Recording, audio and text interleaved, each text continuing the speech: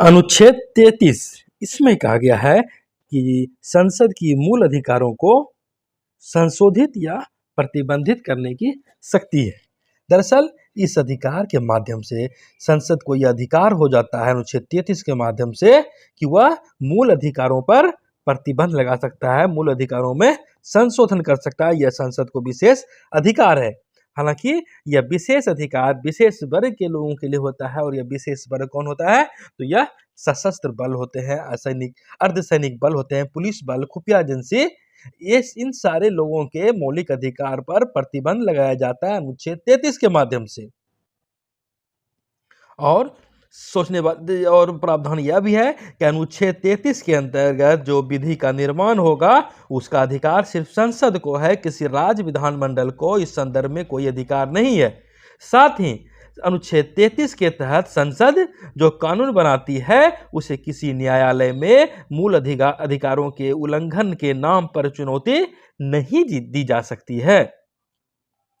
इस संदर्भ में संसद में समय समय पर कानून बनते आ रहे हैं। जैसे संसद ने सेना अधिनियम 1950, वायुसेना अधिनियम 1950, नौसेना अधिनियम 1957, पुलिस बल अधिनियम 1966, सीमा सुरक्षा बल अधिनियम आदि बनाए हैं। और यह बनाने का उद्देश्य है कि जो प्रतिरक्षा से जुड़े कर्मी होते हैं उनके मूल अधिकार पर प्रतिबंध लगाने की बात होती है। और यह इस प्रतिबंध का उद्देश्य अनुशासन बनाए रखना है। और यह अनुशासन बनाए रखना अर्थात भारत की सुरक्षा के लिए यह अनुशासन बनाए रखना अत्यंत ही आवश्यक है।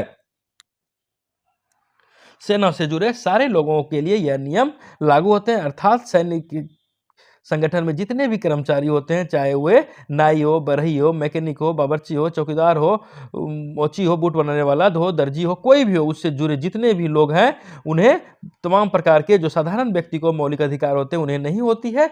और जैसे अभिव्यक्ति की स्वतंत्रता हो, संगठन बनाने का अधिकार हो, राजनीतिक संगठन बनाने का अधिकार हो, अपनी बात रखने का अधिकार, प्रेस के सामने प्रेस कॉन्फ्रेंस करने का अधिकार, संगम बनाने का अधिकार, बैठक करने का अधिकार, प्रदर्शन करने का अधिकार, धरना देने का अधिकार आदि अधिकार जहां आम लोगों को है, वही इन लोगों को ये सारे अधिकार नहीं प्राप्त होते हैं।